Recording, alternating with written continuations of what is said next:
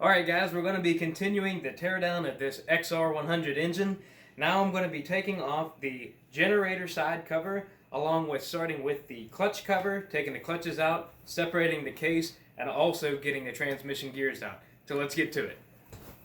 So the first thing that I'm going to start off with is the flywheel cover area. The first thing I'm wanting to take off is this shifter, this front chain gear, and also the flywheel. To get my shifter off of here, it's just an 8mm bolt. This one is also similar to the kickstart on the other side, that if you can't get this off of the splines, you can stick a screwdriver in here to help separate it and wiggle this off. And now the shifter is removed. Now I can also go ahead and take off this front sprocket, removing the 2 screws that we loosened up earlier by taking off the chain. Then you have this cover plate for the sprocket that you have to line up with the splines. Take that off. Now the sprocket can come off, just like that. So in order to take the flywheel off of here, we need something to hold this flywheel so we can take off this flywheel bolt. The tool that I have that works for a dual purpose is the Motion Pro clutch holding tool. So on one side of it, we can hold the clutch basket, but on the other side, they've got these pegs. Well, funny enough, these pegs actually sit inside these holes. I don't know if they were intentional or not, but they fit inside there, and that's what I'm going to use to hold this down while I take this nut off. Stick these in here, tighten that down. Had to fish the chain back out of the crankshaft so I can rotate this over. So now that I have this sat up against the table, I can go ahead and remove this bolt. Bigger ratchets definitely do help for that. So now the flywheel nut is off. Go ahead and disconnect the tool. Now, in order to pull the flywheel off of here, you will need some sort of special puller, such as this one. I'll link the one that I bought on Amazon here. The purpose for this is to thread it inside the flywheel, and then this bolt will push against the crank to pull this thing off. I'm going to unthread it all the way here. And also take note that this is left-hand thread, and tighten it as far as this thing can go.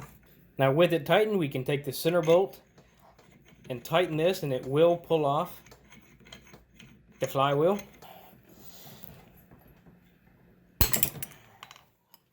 As you can see, that was quite a lot of force to break that loose. It'd probably be helpful if I had an impact for this, but I don't have one where I'm at. So as you can tell, it's knocked loose. So I'm going to go ahead and unthread this. Now unthread the flywheel puller. Go ahead and wiggle that off there. The stator has 2 bolts in the middle here. You got one here, one on the other side. Both an 8mm bolt. Now before we can remove the stator, we need to remove the wire harness and also this pulse generator here. There is a Allen bolt that sits right above it on the XR100, and it also says that it has Loctite on it, so I'm assuming it's going to be really tight. Using a 4mm Allen socket, I'm going to go ahead and break this loose. And with the Allen removed, I can remove the pulse generator. The bottom one is just a little dowel, so now I can maneuver this wire harness. There's a little tiny slit here that the wire cover sits behind. Move that out of the way. And now I can remove the stator. So the last thing that we have on this side is the stator base, which takes 3 Phillips. So I'm going to use another handheld impact.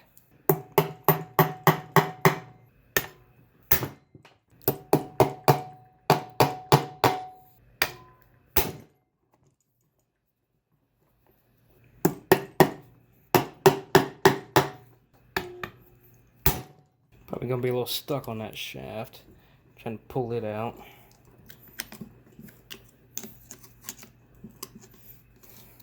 Here we go. Now I'm removing the stator base. Now you can see where the timing chain is at and the timing gear down here on the crankshaft. I'm going to go ahead and remove the timing chain.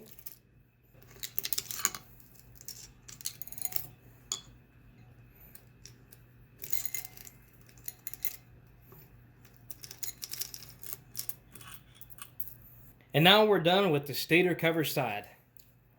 So first off, I'm going to go ahead and take off the clutch cover, which just consists of a bunch of 8mm bolts around the perimeter. If you don't have your Kickstarter off yet, like what I did when I was pulling it out of the frame, then you need to go ahead and remove it now because you cannot get it off with this still on.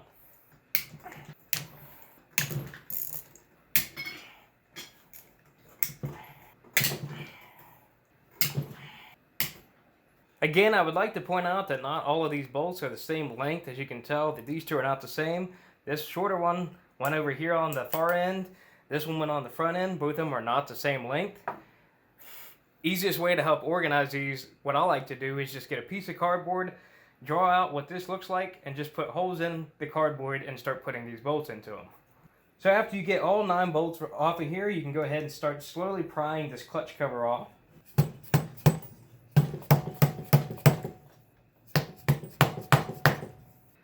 Take a screwdriver just to help separate it off at the gasket surface.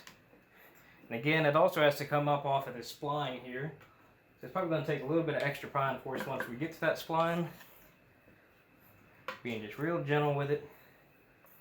Yeah, it's definitely stuck on that spline just a little bit. Let me give it a little bit more WD-40.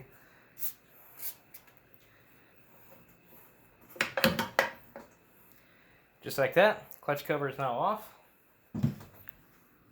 So moving right along, I'm going to go ahead and start with taking off the entire clutch basket with the clutches inside of it. To start off, we need to take off the 4 bolts here right in front.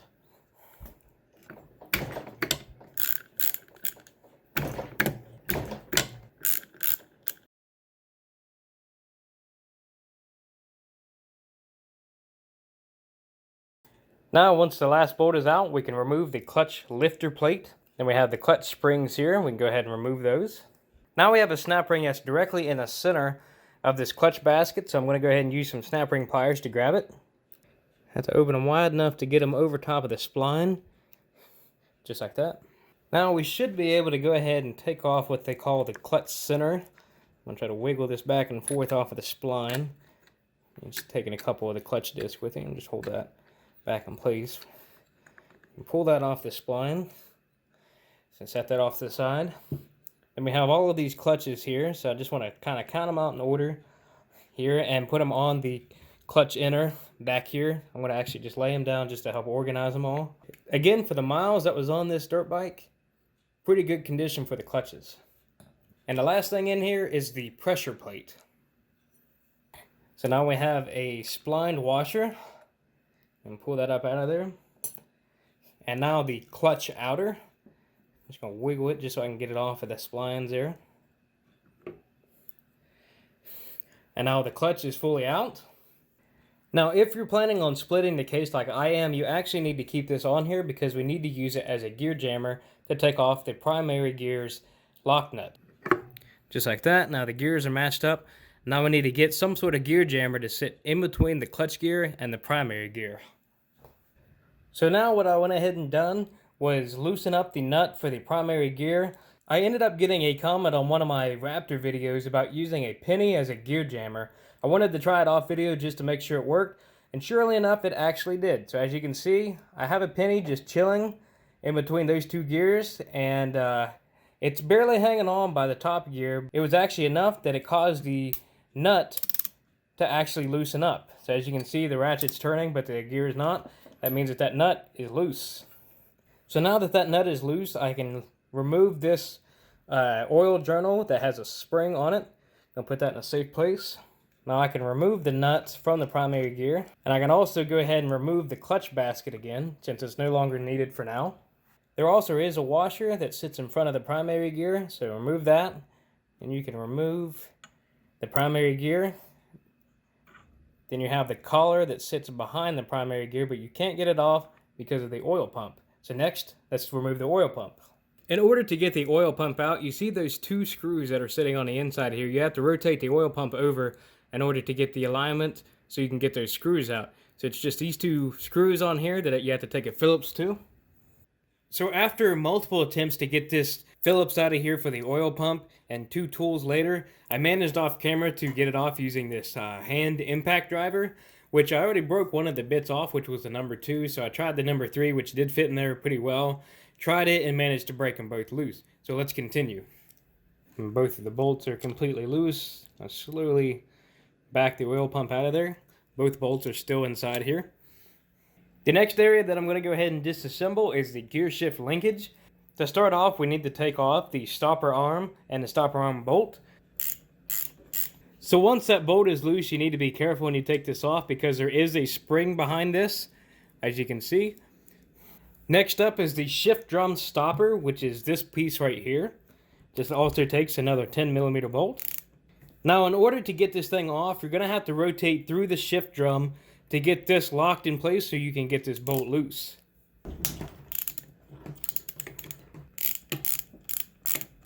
Now I can remove the stopper plate. Pull this back with my fingers and let this thing come out. Just like so. And this also will sit on a couple of dowel pins. You can see the holes there on the plate. And there's also dowels sitting on the shift drum. Now, just so we don't lose them, go ahead and pull out the dowel pins in the shift drum. Got 4 of them here. Next up is the Gearshift spindle, which is right here. Now, in order to do this, we need to pull it through the case, which on mine's pretty dirty on the bottom side, so what I'm going to have to do is clean it up a little bit before I try to move it through the case. I'm going to first go ahead and relieve the tension on this spring by pulling it off. There we go. So with the other end of the shaft pretty much cleaned up as well as I can get it, it's time to go ahead and try to pull it through.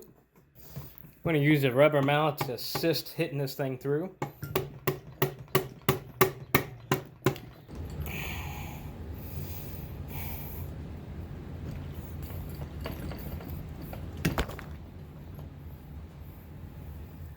Moving on, we need to remove the Kickstarter return spring and the collar. Just use a flathead screwdriver. Pop that off. Now I can take this spring off of here along with the collar. Got the collar popped up by pushing it from behind. Unspring the spring off of the shaft. Now lastly, before we split the case, we have 2 bolts left. We have one up here inside the case, and then we have one down here on the outside of the case. Both of them are an 8mm.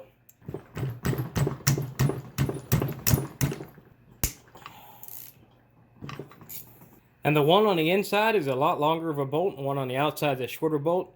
But also, you're probably going to tell a difference between how dirty they are. And while I'm at it, I'm going to go ahead and just remove these head studs as well, just to get them out of my way. And so I can also lay the case down. I'm going to use both the head bolts here, thread them on just a little bit.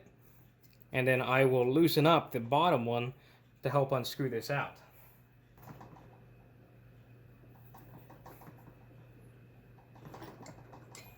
Also note that both of these studs are not the same length. The ones that have the dowel pins up front are much longer than the ones that are in the back. Just a side-by-side comparison. Now we can go ahead and start separating the case. Now the only thing that I see that we can start with, since there's not much of a pry surface, is to hit the back side of this surface with a soft mallet or like a dead blow.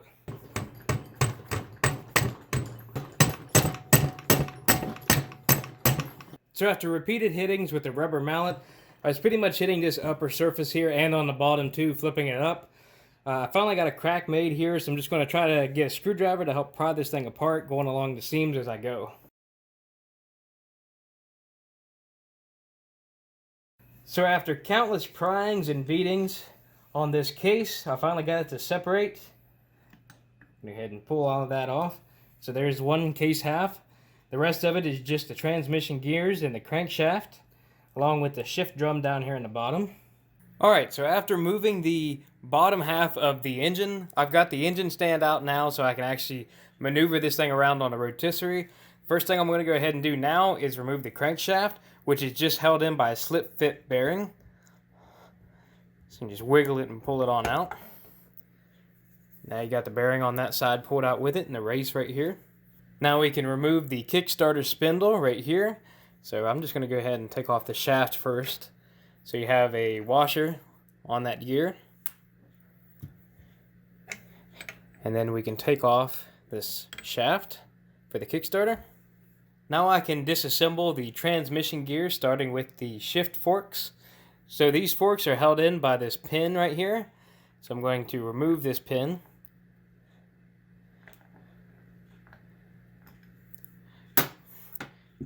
Then I can start removing the forks. I rotate the shift drum a little bit so I can get these out.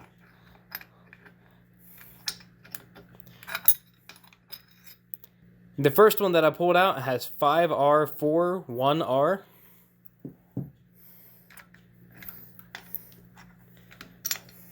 The second one here has 5C46N.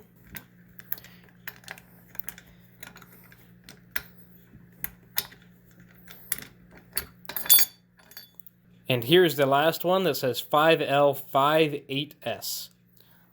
Now I can remove the shift drum. And now you have to remove the main shaft and the counter shaft as an assembly. So I'm going to try to grab all the gears at once here. Gotta separate it from the case first. There we go. Now, start to lose a couple of the pieces there off the back. But that's okay, because we'll put it in the way it's supposed to go in. So now I have the main shaft and the counter shaft removed. So I pretty much have all the parts laid out that are ready to be washed now. So I just need to fully disassemble just about everything here. Clean up all the gasket surfaces, get all the bearings out, the seals and everything else, and the rest of the cases. I've got the head and the jug here that I'm waiting on parts to hone the cylinder. I'm also waiting on some valve tools as well so I can tear apart the head. Other than that, everything else is looking good so far, so I'm just going to go ahead and get a parts list ordered and get ready to put this thing back together.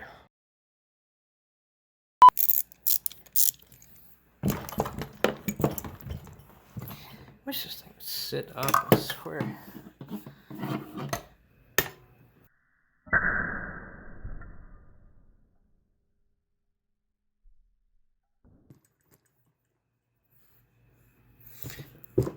I don't know what that was that went flying, babe. It got sent, whatever it was. Well, I tried to use my little cheap screwdriver. I think it's the only number 2 that I have, with some vice grips on it, and I heard it crack. I'm like, oh, finally it broke loose. No, that's not what happened. It broke the screwdriver. Like, come on now, why you gotta break my tools? So in order to do that, I'm just going to use a flathead screwdriver. God, that thing is nasty. And that about wraps up this video for this teardown of this XR100. Check out my other video if you happen to miss the top end teardown of it. For now, I would like to go ahead and start cleaning up these parts and getting them ready, so I will be recording that stuff, so look out for that video whenever I post it. I also have some other videos on the channel if you'd like to check out the BMW project I'm currently working on, or even some of the older projects like working on the Ram Charger. But as always, if you guys would like some more videos like this, please subscribe.